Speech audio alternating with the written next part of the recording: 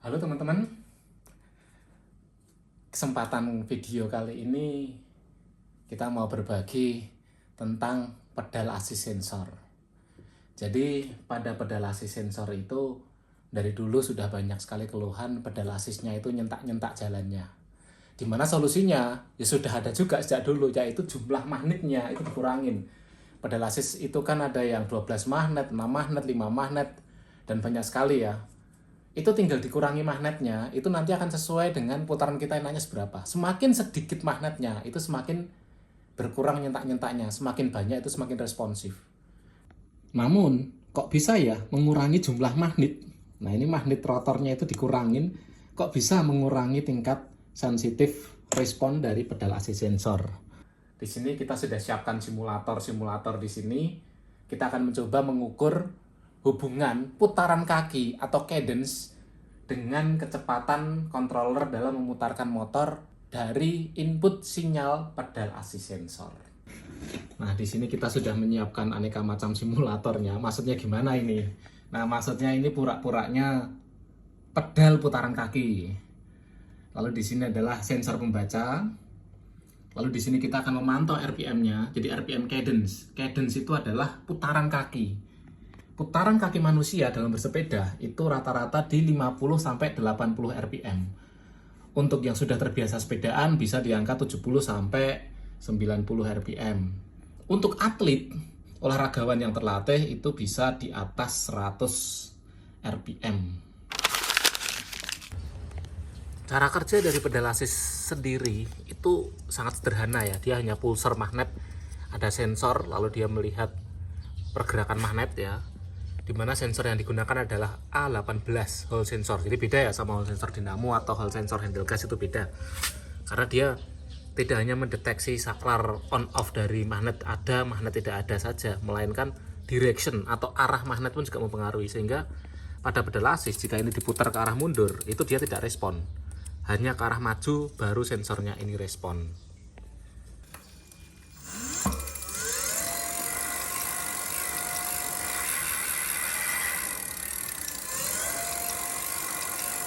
Oh iya, bonus tambahan ya dari sinyal pedal assist. Jadi pedal assist ini dia sifatnya adalah mengeluarkan frekuensi, bukan PWM dan bukan data ya. Nah, frekuensinya begini. Dia adalah menarik dari positif ditarik ke arah ground. Jadi bonus informasi aja untuk cara kerja pedal assist sensor. Semakin kencang putaran, maka semakin rapat pula frekuensinya. Di sini kita menyiapkan controller. Ini sembarang controller yang support pedal assist ya, bukan controller yang programmable. Kalau controller yang menggunakan KT series yang bisa diprogram, jika menggunakan controller yang ada support LCD fitur seperti ini, biasanya dari KT series, itu dia bisa melakukan setelan. Jadi speed pedal assist itu menyesuaikan speed mode 1, 2, 3, 4, 5 ini. Ini bisa disetting ya, bisa 3, 5, 9 pun bisa, 10 bisa. Ini juga bisa melakukan setting sensitif pedal assist ya. Praktik pengujian yang pertama, ini kita menggunakan 5 titik magnet. Menggunakan controller ini, dan ini coba kita langsung tes saja. Oh ya, ini dinamonya kita pakai motor e-bike. Cuman di bagian speedometer ini kita setting kalibrasi untuk e-bike 350 watt. Jadi top speednya adalah 3536. Ini udah pol 36. Speedometer adalah mengikuti kalibrasi pada motor e-bike 350 sampai 500 watt ya. Lalu coba kita putarkan pedal assist ini.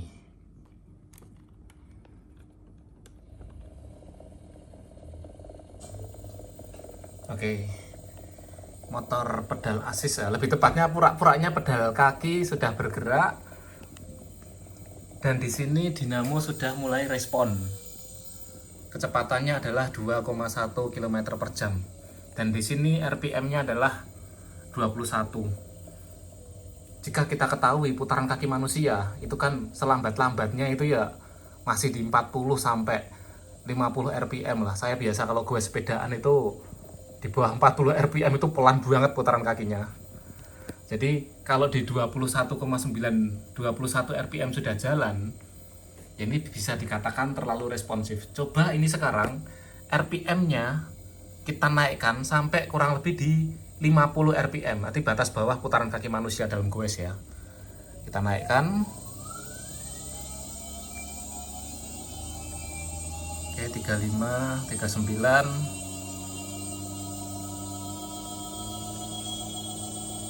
Oke, 50 rpm. Ini adalah pura-puranya putaran kaki di 50 rpm. Kita saksikan di sini speednya sudah di angka 25.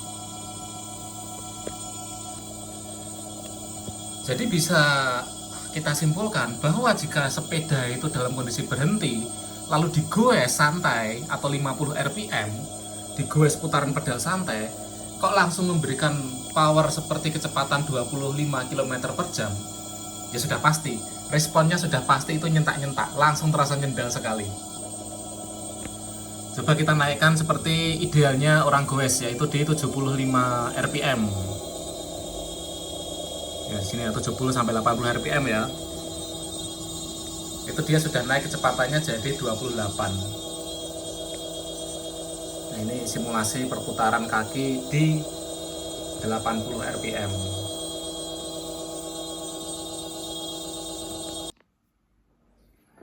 Dari percobaan barusan bisa disimpulkan bahwa baru saja kaki itu bergerak untuk goes, baru juga belum ada 50 rpm, itu motor sudah bergerak.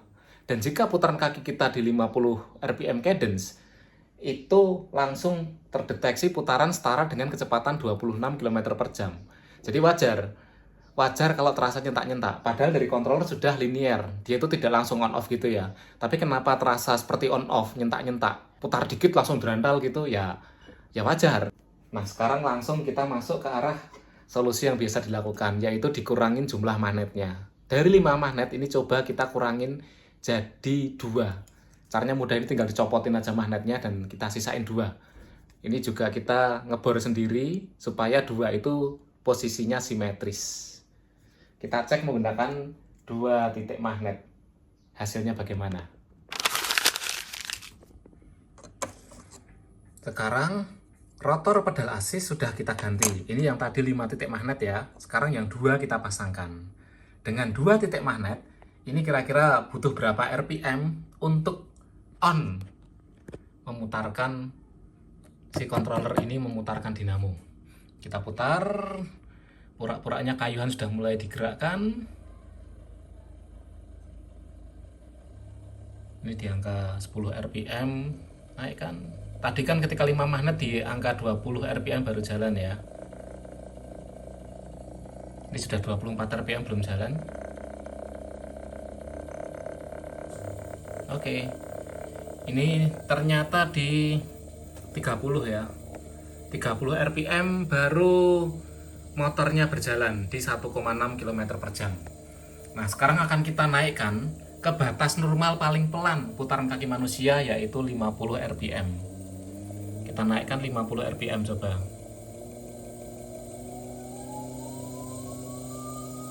Oke. Ya, 50 rpm. Ini adalah putaran 50 rpm. Kecepatannya adalah 10,2 km per jam. Ini masih agak masuk akal lah.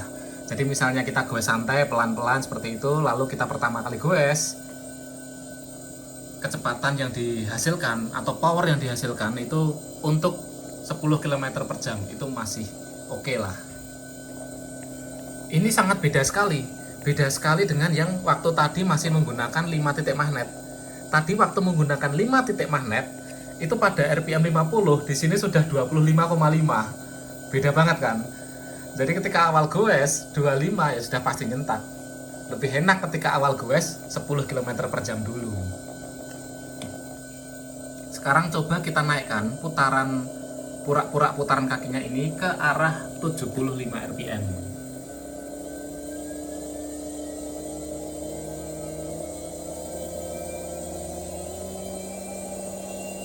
Oke, 75 rpm, putarannya segini. kecepatannya adalah 21,4 km per jam. Ini masuk akal, dan masuk akal enak. Putaran kaki di angka 75 rpm, gowes yang sudah kecepatan sedang, kecepatannya dari motor membantu di 21,4 km per jam. Itu untuk kecepatan satu sepeda listrik ideal lah. Coba kita naikkan lagi yuk, sampai ya mungkin ngebut lah, mendekati putaran kakinya atlet di 90 rpm atau 100 lebih lah.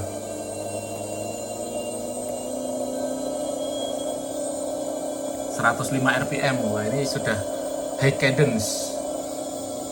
High cadence itu di sini kecepatannya 25,6. Cukup beda ya dengan tadi yang masih pakai 5 titik magnet, baru apa-apa saja sudah 25. Sekarang gowes maksimal dulu baru bisa menghasilkan 25. Dan ini belum top speed. Karena ini jika kita gas manual itu bisa nambah. Tuh, nambah kan? Bisa nambah.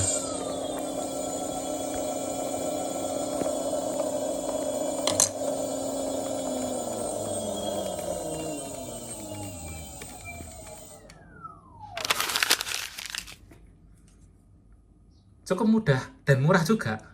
Tidak perlu harus pakai controller yang programmable atau yang harus diprogram untuk membuat tarikan pedal assist tidak nyentak-nyentak. Cukup kurangi magnetnya saja. Baik teman-teman, itu saja video singkat kita tentang, ya nggak singkat juga ya, dari kemarin kita bikin video kepanjangan terus. Inilah juga eksperimen kita tentang pedal assist sensor. Terima kasih untuk teman-teman yang sudah menonton hingga menit sekarang.